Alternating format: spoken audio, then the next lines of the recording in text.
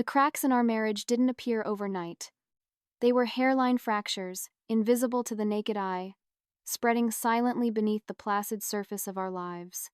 Donovan and I had been married for 4 years, a comfortable stretch of time spent nesting in our starter home on a quiet, tree-lined street. We had decent jobs, he in logistics, a role that often sent him across state lines, and I in marketing, a 9 to 5 that paid the bills and kept my mind occupied. We were the picture of suburban contentment, slowly renovating our lives one weekend project at a time. The first tremor came on a Tuesday night. We were on the couch, a bowl of popcorn between us, the low murmur of some forgettable show filling the room. My phone buzzed on the coffee table. It was Reese. Saw the new Dune trailer. We need to see it in IMAX. Opening night. I smiled, my thumbs flying across the screen. Obviously. It's a requirement. Beside me, Donovan shifted. He didn't say anything, but the air thickened. He reached for a handful of popcorn, and the motion was just a little too deliberate. I glanced at him. His jaw was set, his eyes fixed on the television, but I knew he wasn't seeing it. This was his new thing, a dramatic, heavy silence, whenever Reese's name entered our orbit. "What does Reese want now?" he finally asked, his voice flat.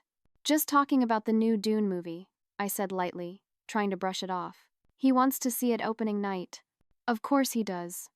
He let out a long, slow sigh, the kind that was meant to be heard. "It's funny, you know.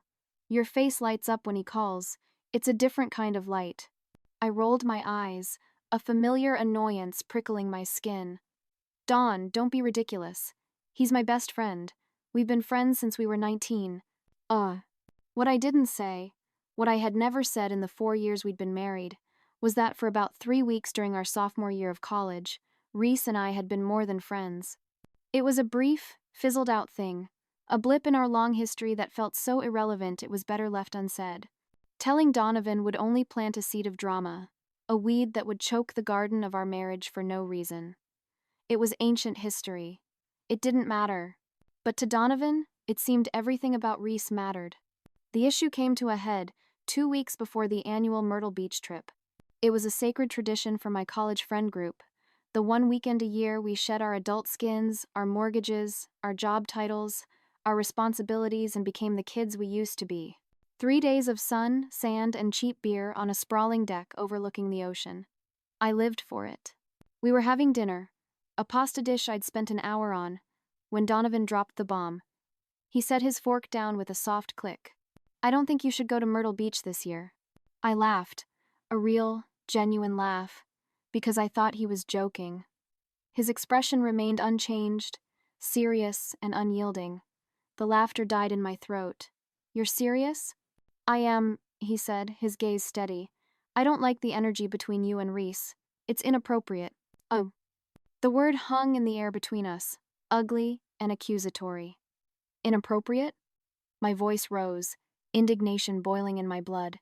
"I have never, not once, been unfaithful to you, Donovan. How dare you accuse me?" "This isn't about cheating, Alara. This is about respect," he countered, his voice gaining an edge. "It's about how he talks to you. How you let him talk to you. The inside jokes I'm not privy to, the constant texting. It's like you have a separate life with him." "I wouldn't." "They are my oldest friends. I've known them longer than I've known you." That was when he crossed a line. "I know. I also know he can't wait to see you in your new swimsuit." My blood ran cold. "What?" "I saw the texts," he admitted, his face a mask of hurt and anger. "While you were in the shower, he said he couldn't wait to see you in it." The swimsuit in question was a new bikini I had bought, a little bolder than my usual style. I had sent a picture to our entire group chat, and Reese's comment was just playful banter. But in the sterile light of our kitchen, Donovan's accusation twisted it into something illicit and secret. "You went through my phone?" I whispered, the betrayal stinging more than the accusation itself. "I had to. I feel like I'm going crazy and you refuse to see it." The argument spiraled from there, a tornado of accusations and defenses that tore through the quiet harmony of our home. It was a culmination of months of unspoken tension, of sighs and sideways glances. And then, he delivered the final, devastating blow. "If you go on this trip with him," he said, his voice low and trembling with a terrible finality. "It's a deal breaker for me, Alara. A deal breaker." Those words. 4 years of marriage, of building a life together, and he was ready to detonate it all over a 3-day beach trip with friends I'd had forever. For a fleeting 5 minutes, I considered giving in. I weighed the peace of my marriage against my pride. But the more I thought about it, the angrier I became. This wasn't a request. It was a test of loyalty, a demand for submission. He was trying to control me, to clip the wings he once claimed to love. My independence, the very thing that drew him to me, was now the problem. I made my decision. I wasn't going to be caged. "I'm going," I told him days later, my bags already packed and standing by the door like soldiers awaiting orders. "We can talk about your trust issues when I get back." He didn't look at me. He just sat on the couch, staring at the blank screen of his phone as if I were already a ghost in the room. The silence was a wound, but I was too stubborn to show him I was bleeding. I figured he'd have the weekend to cool off, to realize how absurd he was being. I had no idea I was the one holding the match. I had no idea that a tiny voice deep inside me was whispering that maybe, just maybe, I knew exactly what I was doing, but I wasn't ready to hear that voice yet. I walked out the door, leaving the smoldering embers of our life behind, convinced I was walking toward freedom. The 5-hour drive to Myrtle Beach should have been a release, a steady unspooling of the tension coiled in my shoulders. Instead, the highway felt like a long, gray ribbon of anxiety. Every few minutes, my hand would instinctively reach for my phone, my thumb swiping the screen to life, only to be met with the same stark emptiness. Nothing from Donovan. Not a text. Not a call. Not even a single curt word. A part of me tried to frame it as a blessing, no drama, no last-minute pleading. But the honest part, the part that still remembered his soft snores next to me at night, felt the sting of his silence like a slap.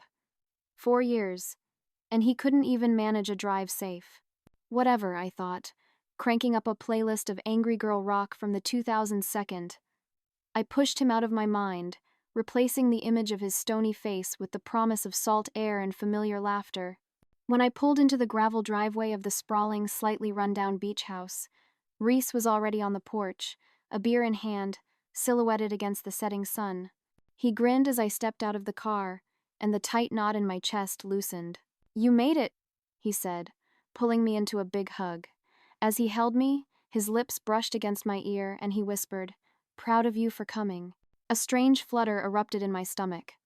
It wasn't romantic, I told myself. It was gratitude. It was the feeling of being seen, of being validated. He helped carry my bags inside, the worn wooden floors creaking under our feet, as he chattered on about who had already arrived and the plans for the weekend. The house was exactly as I remembered it. 6 mismatched bedrooms, an oceanfront view that excused the peeling paint, and a massive deck that served as our communal living room. My friend Cora, her brow furrowed with concern, gave me a sideways look as I dropped my bags. "So, Donovan was cool with you coming?" I forced a casual eye roll. "He'll get over it." She didn't look convinced. That first night, we gathered around a bonfire on the beach, the flames licking at the dark sky. Someone brought up Donovan's absence, and I found myself getting defensive, my voice louder than necessary. "He doesn't own me," I declared, gesturing with my beer bottle. "We're not joined at the hip." Reese, sitting beside me on the driftwood log, nodded in vigorous agreement. "Alara's always been independent. That's what makes her Alara." Again, that flutter. I felt championed. He made me feel like the hero of my own story, not the villain in Donovan's. The drinks flowed freely, and with each swallow of cold beer, I found myself leaning closer to Reese. I laughed at his jokes, letting my hand rest on his arm for a beat too long when he said something funny. It felt natural, like slipping into an old, comfortable habit. Around midnight, when the others started shuffling back toward the house, he suggested a quick swim. The water looked like black silk, shimmering under the moonlight. "Let's go," I said, a reckless energy bubbling inside me. We waded in, still in our shorts and t-shirts from dinner. The Atlantic was freezing, a sharp, exhilarating shock that made me gasp. We splashed around like teenagers, the cold water washing away the last vestiges of my anxiety. For those few minutes, I forgot all about my cold, quiet house and my colder, quieter husband. Back at the house, shivering and dripping on the porch, I checked my phone again. Still nothing.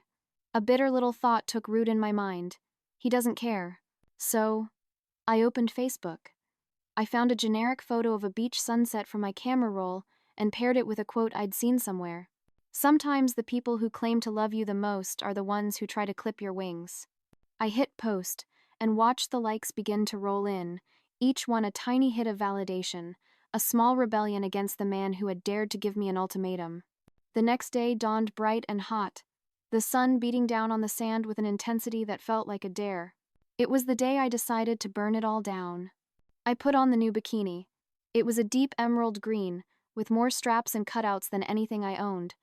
As I looked in the mirror, I didn't see a wife who should be mindful of her husband's feelings. I saw a bold, desirable woman who wouldn't be controlled. On the beach, the atmosphere was light and lazy.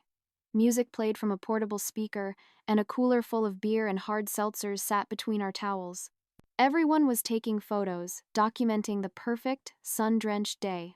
"Alara, Reese, let's get one of you two," someone called out. Reese's arm went around my waist, pulling me close against his bare, sun-warmed chest. His hand rested on the curve of my hip, then slid lower, his thumb pressing into the small of my back, just above the line of my bikini bottoms. The camera clicked, and in that instant, something shifted. The air crackled. It was no longer a playful pose between old friends.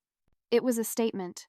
I could feel the heat of his hand through the thin fabric, a silent, illicit secret between us in a crowd of our closest friends. Later that afternoon, after too many margaritas at a beachside bar, the world had taken on a soft, hazy glow. The sharp edges of my guilt had been blurred away. Reese and I ended up alone on the deck, watching the tide roll in. "You know," he said, his voice low and intimate, "I've always wondered what would have happened if we'd given it a real shot back in college." The responsible, married part of my brain screamed, "Change the subject. Shut it down." But the reckless, wounded part of me, the part that was high on sun and alcohol and validation, leaned in. "I've wondered too," I admitted, my voice barely a whisper. One thing led to another. A hand on a knee, a lingering gaze, a shared memory that felt charged with unspoken meaning. Before I knew it, we were walking down the hallway to his room at the back of the house. I had a line drawn firmly in my mind, a frantic internal mantra. We won't have sex. We won't have sex. As long as we didn't cross that ultimate line, it wasn't really cheating. It was a stupid, convenient loophole I created on the spot to absolve myself of what was about to happen. What we did in that room wasn't sex, but it was an intimate betrayal of my marriage vows. It was a conscious decision to seek comfort and connection in the arms of another man. It was everything Donovan had been afraid of, realized in a stuffy, sand-dusted bedroom 300 miles from home. That night, lying in my own bed, a toxic cocktail of guilt, defiance, and self-justification swirling in my gut, I picked up my phone. I felt reckless, and a venomous part of me wanted to hurt Donovan the way his ultimatum had hurt me. I wanted him to see what his lack of trust had wrought. I opened my photos and found it. The picture of Reese and me on the beach. My head was thrown back in laughter, my body pressed against his. His hand was possessively low on my back, a smug grin on his face. It was damning. It was perfect. I uploaded it to Instagram. For the caption, I chose my words like daggers. Making memories with the people who truly matter. Beach vibes and best friends. I hit share. And then, with a trembling finger, I powered my phone off completely. I didn't want to see the explosion. I just wanted to know that I had lit the fuse. The drive home felt a million miles long. The Angry Girl rock playlist now sounded shrill and juvenile. I drove in silence, the weight of what I had done pressing down on me, heavy and suffocating. On Sunday morning, I had turned my phone back on. The screen exploded with a flood of notifications, dozens of likes and comments on the photo, a few shocked messages from mutual friends asking if everything was okay. But there was nothing from Donovan. His silence was a void, more terrifying than any angry tirade could ever be. Before I left, Cora had pulled me aside, her expression grim. "I hope that post was worth it, Alara." Her words hung in my head the entire drive, a 5-hour echo of my own dawning regret. When I pulled into our driveway, I knew something was wrong. Donovan's car was there, but the house had a stillness to it, an unnerving quiet. I walked in, calling his name. No answer. Then I saw it. I went to our bedroom, and his closet was half empty. The neat rows of his button-down shirts were gone. His shoes were missing from the rack by the door. I ran to the dresser, pulling open the drawers. They were filled only with my things, my sweaters and t-shirts looking lost and oversized in the empty space. My heart pounded against my ribs, a frantic, trapped bird. In the kitchen, I found his note. It was written on a napkin, his familiar handwriting looking alien and cold. "Staying at Jake's, we need to talk, but not tonight." I collapsed onto a kitchen chair, the note trembling in my hand. I called him immediately. It went straight to voicemail. I texted, my thumbs fumbling. "Are you serious right now? You're moving out because of a photo?" Then I sat on our cool kitchen floor and cried until I couldn't breathe, my sobs echoing in the hollow silence of the house he had already left. He finally came over the next day. I had barely slept, spending the night rehearsing my arguments, building my case, preparing for a fight. But the man who walked through the door wasn't the Donovan I expected. He wasn't raging or weeping. He was calm, cold. He sat at our kitchen table as if he were a stranger, a business associate discussing a failed merger. "So, you're back," he said, his voice flat. "How was your trip with Reese?" "Don't do that," I snapped, my carefully constructed composure crumbling. "Don't act like I committed some major crime. You're the one who gave me an ultimatum." He didn't raise his voice. He simply pulled out his phone, unlocked it, and placed it on the table between us. My photo was on the screen. "This isn't just a beach picture, Alara," he said quietly. "This is you deliberately trying to hurt me, to humiliate me." He scrolled through the comments. Our friends asking where he was. Reese responding to one with a winking emoji. People I barely knew. People from his work weighing in with their own veiled judgments. "You made our private problems public," he continued, his eyes meeting mine. They were filled not with anger but with a deep, weary disappointment that was somehow worse. "You wanted everyone to see you defying me. You wanted to win. You went through my phone," I countered, falling back on my only defense. "You tried to control who I could see." I asked you not to go on one trip," he said, his voice patient, as if explaining something to a child. "One trip. With a guy who is so obviously in love with you, after I found messages that made me deeply uncomfortable. That's it." He rubbed his eyes. "But this isn't even about Reese anymore." "Then what is it about?" I demanded, desperation creeping into my voice. "It's about respect, Alara. It's about you constantly needing to test how much I'll take. The casual flirting when we're out.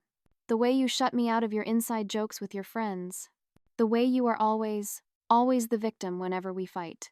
He looked at me, and for the first time, I felt like he could see right through me, past all my excuses and justifications.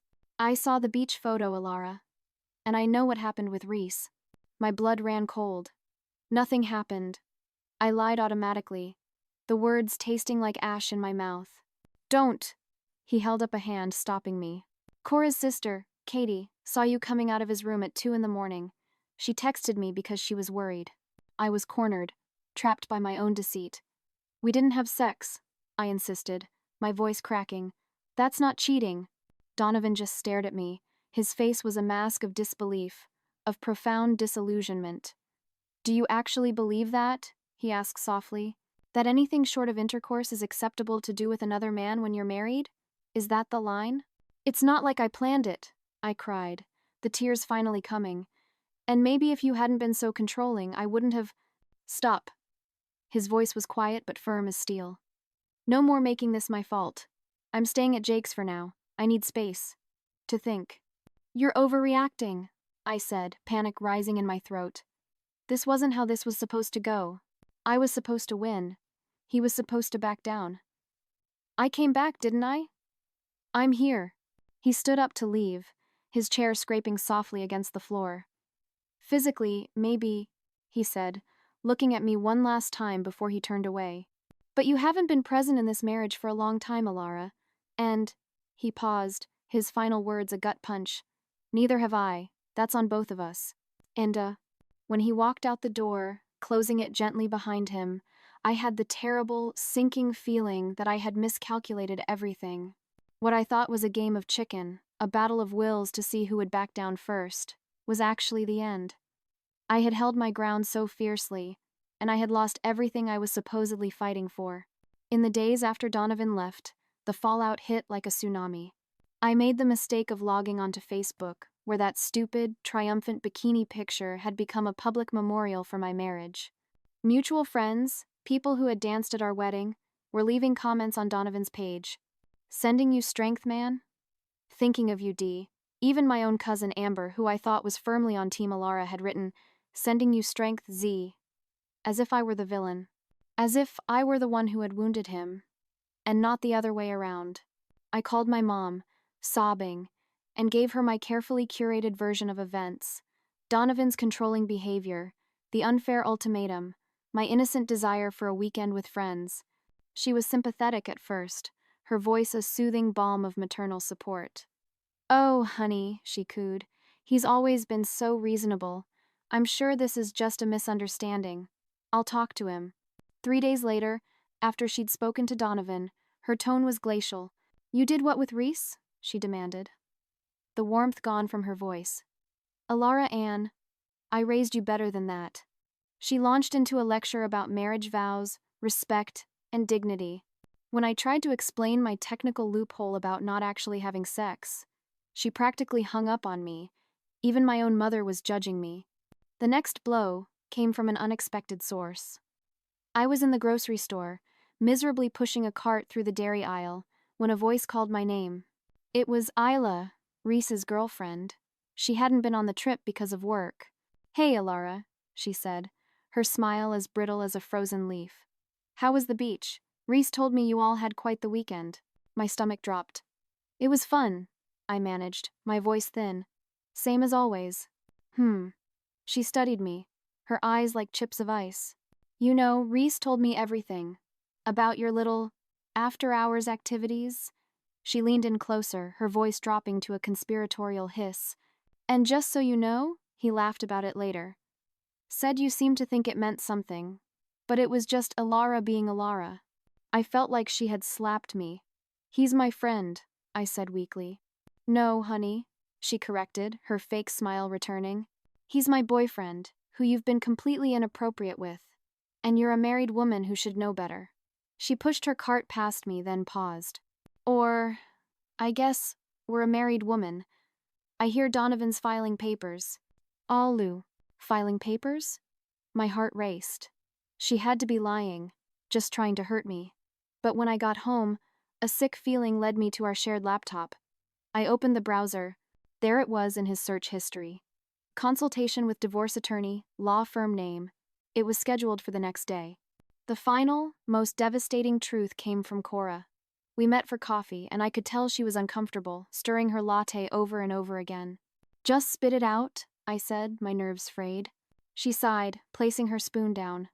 "Look, Elle, what you did on the trip? It wasn't cool. And I'm not just talking about the Reese thing. Donovan tried to control me," I insisted, the argument feeling flimsy even to my own ears. "Did he, though?" She looked me straight in the eye, her gaze unflinching. "Because from where everyone else stands, he set a boundary in your marriage, a boundary you bulldozed over, and then you humiliated him publicly for it. It was just a beach photo." I protested. "With a guy you used to date," she shot back, "which, by the way, I can't believe you never told Donovan about. With his hand on your ass, and a caption about people who truly matter right after your husband asked you not to go. It looked calculated, Alara. It looked cruel." I sat there, speechless for once. "And then there's the Reese thing," she continued, her voice softening slightly. "Katie told everyone what she saw. And now, Reese is telling guys at the bar that it wasn't even the first time."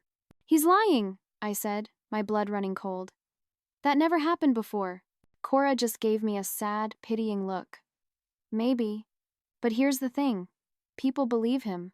Because of how you've acted for years. All the flirty comments, the inside jokes, the way you've always prioritized him. You made him your emotional confidant instead of your husband." "Oh, he's my best friend," I whispered, the words sounding hollow. "No," she said gently, reaching across the table to touch my hand.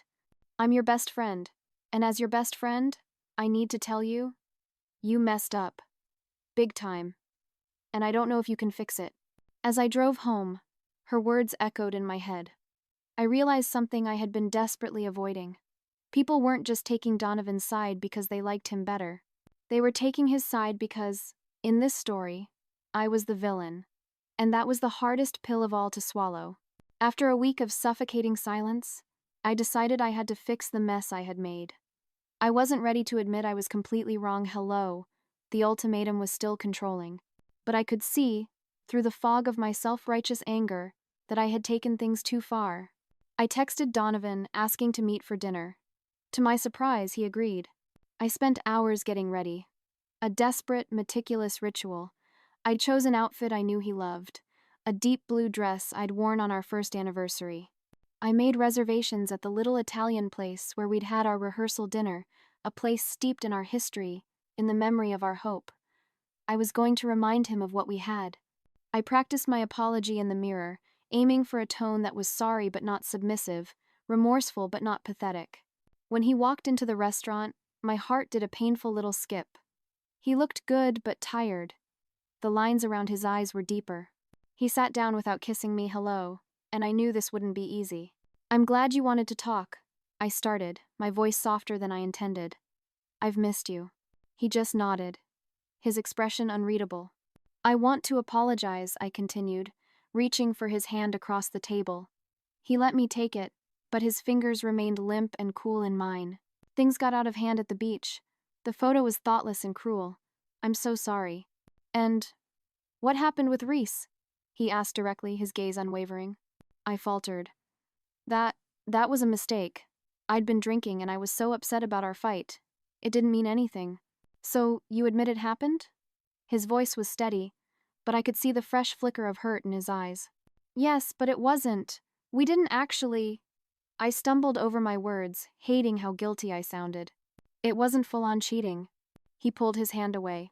Alara, if I did exactly what you did with a female friend, went on a trip I asked you not to, got drunk and ended up in her room, then posted a picture of us like that, would you consider it cheating? The question caught me off guard. The honest answer was yes. I would have been furious, devastated. But I couldn't admit that. I dodged. This isn't about hypotheticals. This is about us, our marriage. Oh, the marriage you were willing to risk over a beach trip? He asked. Or the one you were willing to humiliate publicly?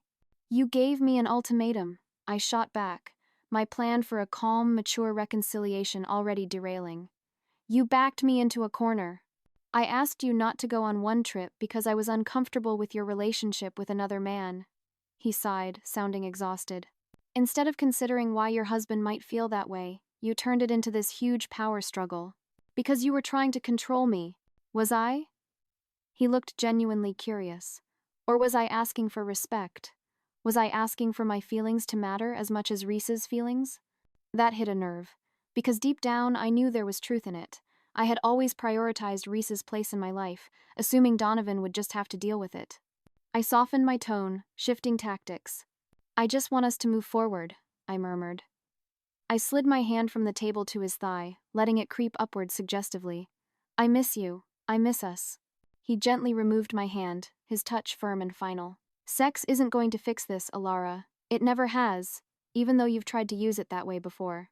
I felt exposed, as if he could see right through all my strategies, all my well-worn manipulations. Then what do you want from me? I whispered. Accountability, he said simply. Real understanding of why what you did was harmful, not just for the trip, but for the pattern of disrespect. He looked at me, his eyes clear and sad. You're not sorry for what you did. You're sorry you got caught.